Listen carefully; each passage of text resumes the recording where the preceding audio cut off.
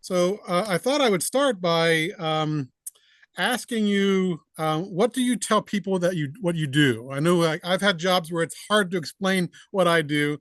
In an elevator speech. What do you tell people what you do? Well, I'm an underwater explorer and with a background in academia and a background in the U.S. Navy. So I'm going on 83, and I went on my first expedition when I was 19 with a script ship in the summer of 1959. And I've been going to sea ever since. I think I've lost track, somewhere about, I don't know, 150 expeditions. I don't know what number it is now. So now over 150 expeditions then. Well, I'm an equal opportunity explorer. My background is in the earth sciences, but I've always been a technologist as well. So I moved through my academic career, I've moved back and forth between the earth sciences and deep submergence engineering. Yes. So I build the toys and then I play with them, and then I build new toys and I play with a new set of toys, and it's about on a 15-year cycle of build it, use it, build it, use it. Is there any rhyme or reason to that 15-year cycle? Well, the technology gets better. Mm-hmm. When I first started it, I'm dyslexic and very proud of that. So I'm a visual creature, and so I'm Mm-hmm. a visual creature that's working in total darkness, which is interesting. Mm. But I find that, I was always fascinated when I was a little kid. I didn't read 20,000 Leagues Under the Sea. I went to the movie in Mm-hmm. 1954 when I was 12 years old and fell in love with Captain Nemo and the Nautilus. And so parents always ask you, what do you want to be when you grow up? And I told them I wanted to be Captain Nemo. And they didn't laugh, which parents should never laugh at a child's. No. And they said, well, I was living in San Diego at the time. My father was in a rocket boy. He was working with Convair and went into rocketry. And so parents always ask you, what do you want to be? And when I told them I wanted to be the Captain Nemo, they said, well, let's work with that. Tell me why. I said he had a submarine. So they immediately took me down to the sub base in San Diego, and this was in the 50s. And I went aboard a diesel submarine, and I fell in love with the thought of exploring the ocean from a submarine. And then they said, yeah, but the Nautilus was more than a submarine. I said, yeah, it had windows. And so they said, well, that sounds like an oceanographer. And not far from where I was growing up at the time was the Scripps Institute of Oceanography. So Mm-hmm. I'm really a product of a kid born in Kansas, but quickly found themselves looking at the ocean. And I've always wanted to go underwater. Uh, Started with snorkeling and then scuba diving, and then it just continued to progress. So my first passion in the technology was to physically go to the bottom of the ocean in submarines. But the average depth of the ocean is 12,000 feet, and it gets down to 35,800 feet. So on a typical dive to the average depth, the Titanic, for example, sits at the average depth of the ocean. It's 2.5 hours to get to work in the morning and 2.5 hours to get home at night. So it's a 5 hour daily commute. And then when I dove to 20,000 feet in the deepest active volcanoes in the world, which is off the Cayman Islands, it was 6 hours each way. So I was spending minutes on the bottom. And so after doing that for 15 years, 20 years, I took a sabbatical and went to Stanford and was teaching geophysics there, marine geophysics. And the Silicon Valley was exploding. This was 1979. And I could see in the emerging technologies of fiber optics and digital imagery and microprocessing and all of that. I published a cartoon in National Geographic magazine in the December 1981 issue of the future of exploration through robotics. Mm. And so it was all about moving your spirit and leaving your body behind. So then I got involved in the development of deep diving remotely operated vehicles. And that went for another 15 years or so. And now I'm more into the autonomous vehicles. And where we are right now is, we literally can do it from the shore. Hmm. We don't even have to be on a ship.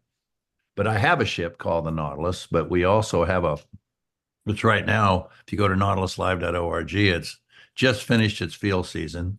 It's actually in Manila in a shipyard going through just winter maintenance, and then we'll come out of the chute in the spring.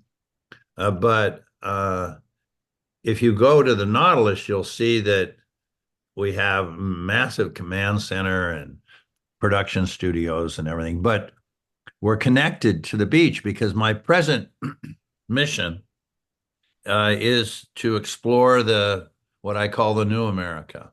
I think most Americans don't realize that 52% of the land we own lies beneath the sea, and we have better maps of Mars than Mm. half the United States. Mm. So in 2019, I put together a team of researchers from 5 different institutions to compete for a contract that was released by NOAA's Office of Ocean Exploration to explore the 52%. And so it's very much like the second Lewis and Clark expedition, but since the majority of my team are women, we call it the Lois and Clark expedition. But our job is to boldly go where no one has gone before in America. And so it's interesting because it's not a research ship. It's like, Lewis and Clark in a canoe, Hmm. paddling up the Missouri to find out what we own. Mm. And the amount of land beneath the sea is equal to 5.5 Louisiana purchases. So it's a massive amount of real estate. Wow. And we've been given a 10-year contract. We're just finished year 5. And now we've got another 5 more years to continue exploring the Americas. But what's interesting, because we're not going to where we have already been, we don't know what we're going to see. So we're operating the ship sort of like the emergency room in a hospital when they have no idea what the ambulance is going to show up. We tend to make all our discoveries around 2 in the morning on Sunday or something. And so, how do you deal with coming across something 12,000, 15,000 feet beneath the sea that you've never seen before? How do you prosecute that discovery? Well, what we have like a hospital, doctors on call. So we have hundreds of scientists around the United States who have signed up to be called Mm. if in their discipline, biology, geology, archaeology, whatever. And so when I give my presentation, I'll be putting people sort of in our command center, and then we make a discovery and we look at our book, and we have a watch leader. We operate 24 hours a day, so the vehicles never come up. Mm. So instead of cycling up and down, we're down constantly. And we look in the book and we say, hey, we just found a new creature. It's a fish. Who's our doctor on call? And it's Sarah. And Sarah is at the University of something or other, a deep sea marine biologist. And she signed up for that period of time. We call her. So she's now in bed. And we wake her up, and she boots up her laptop while she's in bed. And we say, what do you think? And to be on call, she has to be near the university, which has the bandwidth that's in on what we call Internet 2, level 3, which is massive bandwidth of 10 gigabits. So it's Mm. much more impressive than what we're doing right now because it has a massive bandwidth. And she literally mobilizes her team, which could be all over the world, actually, and they run and get online, and then we turn the ship over to them to prosecute the discovery. So if you go to nautiluslive.org Hmm. and you go into the gallery, you'll see hundreds of discoveries that we've suddenly made. In fact, if you go to nautiluslive.org and go into recent highlights, so go into that, you'll get the website, and then go up to gallery up in the upper right-hand corner, and then you'll click on that, and it'll say recent highlights. And you can literally watch us make discoveries and interact with the scientists, but the world is watching. It's done live to the world. So you can ask questions, and we have experts always there. So it's very cool because it's fundamental exploration. You can't help but make new discoveries. So that's what we do right now, which keeping us rather busy. Absolutely, absolutely. And I would love to learn your insights in terms of what is the role of discovery and what is the role of exploration. Well, we talk about, outer space, but we're trapped by the physics of unable to leave our own solar system. When they say we saw a Earth-like planet 10,000 light years away, that's a long trip. So you can't exceed the speed of light. And in fact, human bodies, as they approach the speed of infinite mass, so you cannot travel with your body, but your spirit has no mass and can move at the speed of light. So we can move your spirit into the solar system, but we can't move your body. Mm. So there's no plan B for the human race. Earth is it, and there's nothing even within our own solar system that who want to go and live on Mars, for God's sakes. We can't even terraform the Mojave Desert, and we're going to somehow terraform Mars. So the point is, the most important thing that came out of the space program was when the astronauts on the way to the moon looked back over their shoulder and saw that little blue marble. And that's the first image of my presentation, is that little blue marble in a black velvet void of nothingness. And that's us. And there's no way we're going to escape this planet. And so we better figure it out. And so I'm an earth scientist, and see, I look at Earth as a creature. It's called the concept of Gaia, Gaia. And it's the concept of Gaia is that Earth is a creature living, hopefully, in a symbiotic relationship and codependency upon all other life. But there's one critter on the planet that's off the reservation, and we're looking at one another. The humans are out of sync. And if we don't get back into sync, we will be removed by Earth and all other life. If you thought COVID was bad, wait for the next bowling ball. Mm-hmm. I believe that Earth is reacting to our presence, and it's made the decision we need to go. So I think we better figure it out, and that's why I'm a geologist. I want to figure out the creature on which I'm standing. It's sort of like if you were to interview a mayfly that lives for 4 days, Mm-hmm. and it's standing on the branch of a sequoia tree in Northern California that's 2,000 years old. And you were to interview the mayfly and say, do you perceive the object on which you're standing as being alive? And the mayfly would say, of course not. I've been here my whole life, 4 days, and the tree hasn't done a damn thing. Humans are a mayfly standing on a creature that was born into existence 4.5 billion years ago, does not resemble its childhood at all. Mm-hmm. The Earth is constantly aging and growing old, and it's probably maybe a teenager right now. So Earth is going to be around for billions of years. Life will be around, but will we? Mm. And some scientists say we won't survive this century. Mm. Mm. So I think it's pretty important to figure out this planet, this creature. And so Mhm. that's, I was the one that was chief scientist of the expedition in 1977 when we found hydrothermal vents and Mhm. the creatures that live in total darkness. We had no idea that there was this other ecosystem called chemosynthesis.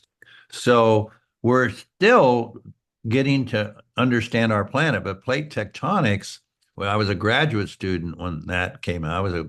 Did my PhD thesis on plate tectonics, was talking about the Earth isn't just a rock, it's a moving, dynamic creature. And so that's a pretty important thing to understand. That's why I've dedicated my life to trying to figure out Earth. And many others will too, probably. Yes. And um, in terms of like exploration, what is the role that patience plays? And I can imagine, maybe even like disappointment or patience or a combination thereof. Well, I think it's a quest for the truth. I mean, we're a creature that's very curious about where we came from and what we're here for and where are we going, and some of those questions we struggle with trying to get answers to. I just know I'm here. Yeah, I don't know. I am a religious individual, but I believe I keep my religion to myself. I've seen organized religions do awful things. Mhm. So I believe in, Thomas Aquinas, faith and reason. I believe in a force, but I'm not sure I've been given enough intellect to figure it out. But I'm going to work as hard as I can to understand my planet. And again, because I'm dyslexic, there's an interesting book that came out by two researchers, a husband and wife named Brock and Fernetti Eide, Eide, called The Dyslexic Advantage. Mm. And I've never seen those two words next to one another. Right. But in it, it talks about dyslexic people, which are somewhere around 20% of the population, that have physically a different brain. You don't Mhm. you don't change our brain. And we have very strong strengths in the visual part of our brain, in visualization, pattern recognition. And in fact, the latest version is there's a chapter in there by Dr. Helen Taylor at Cambridge University in England, who said that dyslexics are the hunters of human evolution, because we know that humans have been around a million plus, Mhm. and the printed word last was yesterday, and that for most of that human evolution, we've been hunter gatherers. And we're the ones who leave the tribe, leave the village, and go out hunting. And in fact, my daughter, who's dyslexic, and I was dyslexic through my daughter, so I learned late, has a wonderful quote: "Not all who wander are lost." Mhm.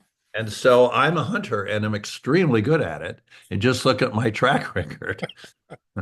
And so, yeah, I'm out there hunting. I'm out there doing what I've been designed to do. Yeah, you've definitely been And a share hunter it and with the, gatherer. Yeah. well, then you come back and share it with society. That's what you do, what the hunter does. Absolutely. And I'd love to talk a little bit about just the general fascination and interest in shipwrecks. Obviously, you acquired that a little bit, but then a lot of people have that interest and fascination. What is it with that fascination? I, if you go online and you type how many shipwrecks are there still there to be discovered, it's something like 3 million. Mm. And these are lost chapters of human history. And what I love about finding these time capsules, for Mhm. example, one of my favorite haunts until Putin took Crimea was when I first got my ship, the Nautilus, I was based in Turkey, but I also spent a lot of time working out of Sebastopol, which is the Crimea. And the Black Sea is a fascinating body of water because unlike the oceans that are all connected, including the Mediterranean, it has no oxygen below 100 meters. It's the largest reservoir of hydrogen sulfide in solution in the world. And so it's a museum. If you go online and look at type Google perfectly preserved shipwrecks of the Black Sea, you get the whole doggone ballgame. In fact, you'll find the human remains with their DNA. Mm, So I just got fascinated with how far back could we trace human activity. And I just find shipwrecks are, people, like fish, but I think most people are interested in human history. And particularly in the deep sea is the largest museum in the world. There's more history preserved in the deep sea than all the museums of the world combined. mm, And we're just finding those time capsules.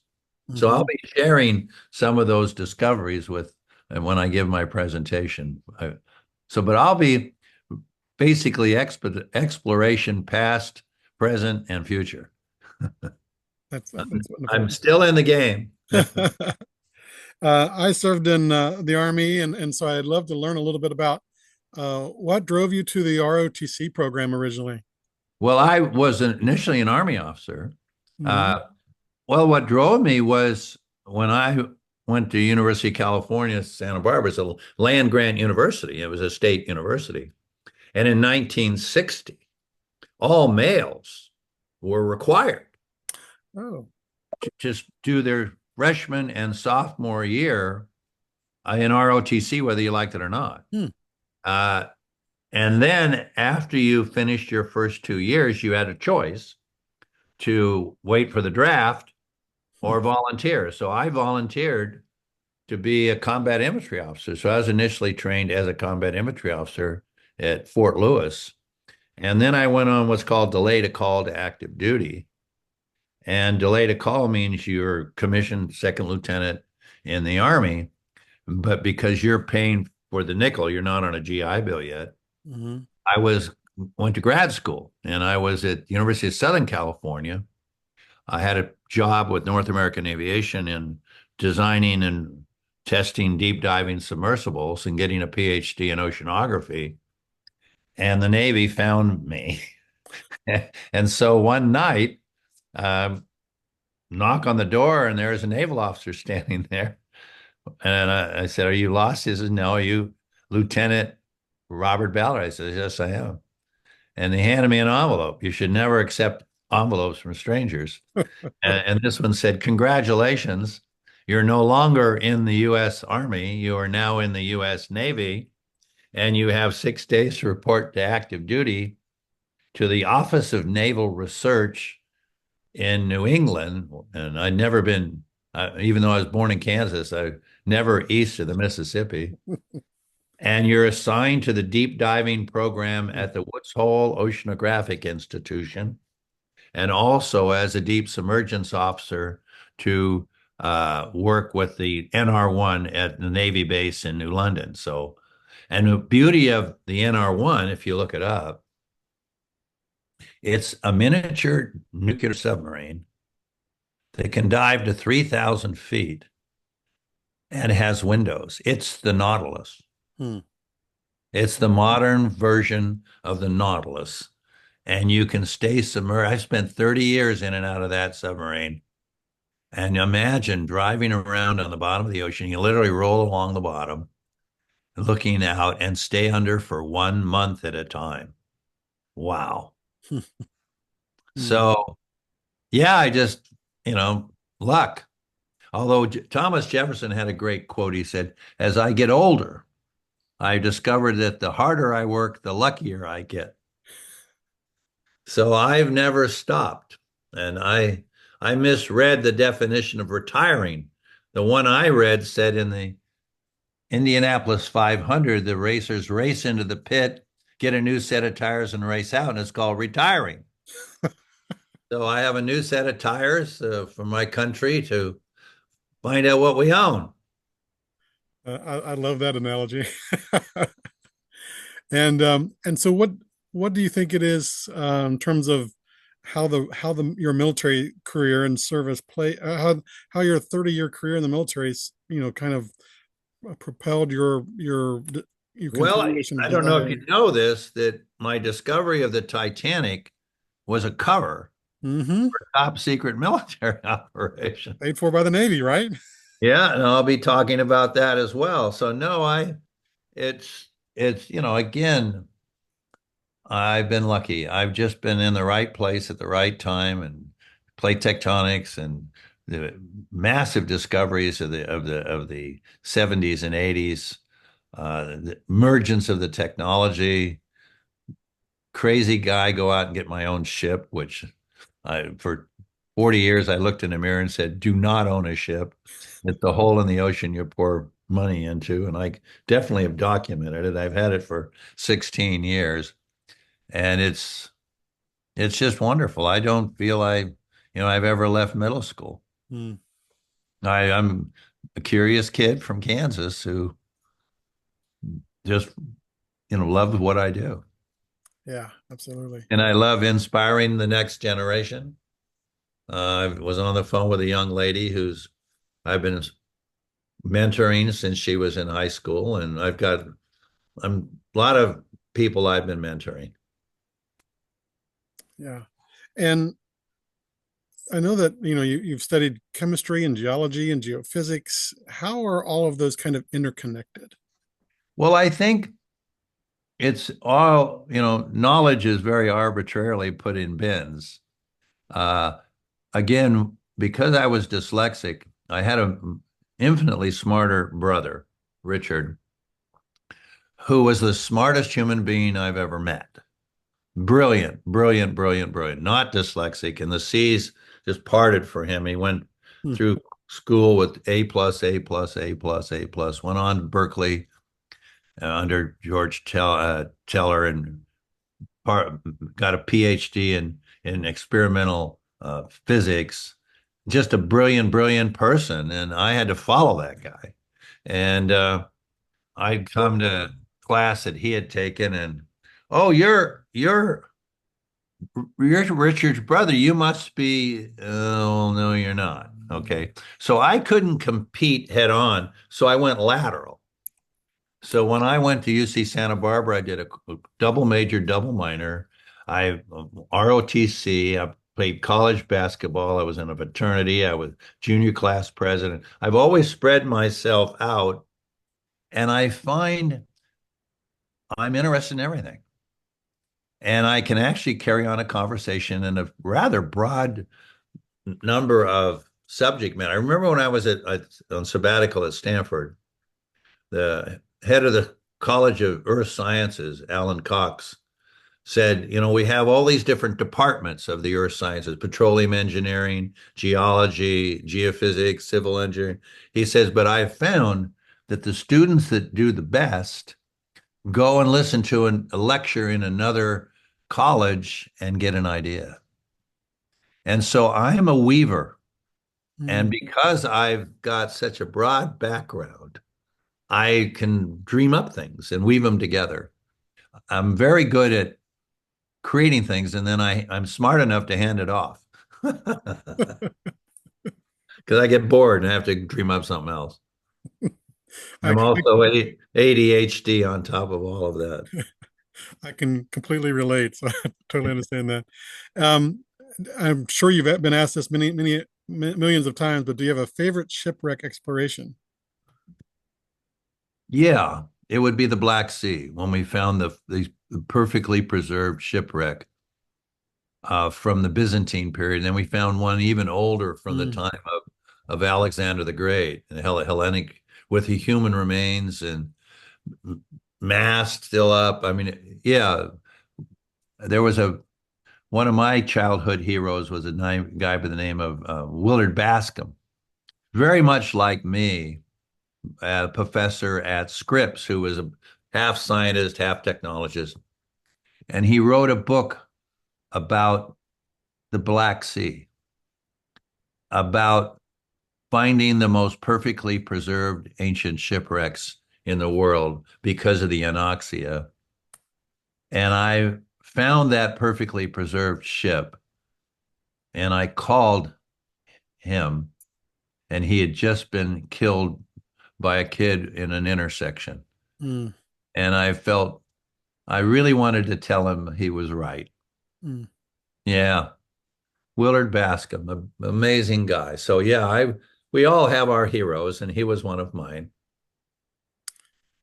What do you want the audience members when you come to speak in Frederick to take away?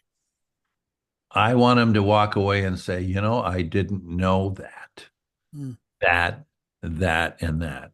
They say, oh, well, he's the guy that found the Titanic.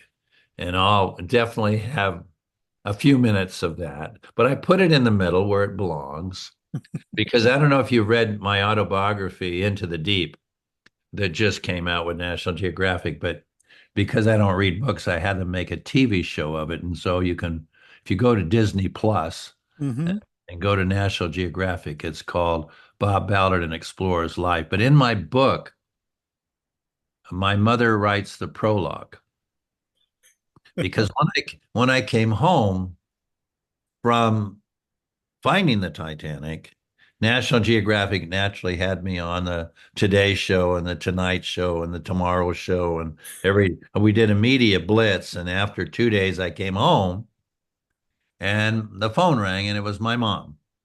Now, my mom, I'm fourth generation Kansan, so she was a Kansas honors student, but she was born in 1920 and went to the word. She was born, let's see, my mom was born in 19, yeah, 15, something like that. mm. And she was a housewife, and she raised and took care of my handicapped sister, Nancy, until my mom died at 98. She took care of all her adult life, took care of my sister. And so when I was struggling with dyslexia and I looked across the breakfast table and there was my sister, and by the grace of God, not me, and always had a smile on her face. She was my inspiration. But I remember when my mom called, she said, well, your dad and I and your sister have been watching you on all the shows, and the phone's been ringing off the wall. But son, it's too bad you found that rusty old boat. Literally out of my mother's mouth. Too bad you found that rusty old boat. And I said, well, why do you say that? Well, you are a 13th generation American, and you and your brother are the first of 13 generations to go to college. Mm. You're a great scientist, but now they're going to remember you for that rusty old boat. And I'm sure a lot of the people that come, because I've done this talk a few times, expect it to be all about the Titanic. hmm And it'll have Titanic in it, in its proportion, and they won't be disappointed.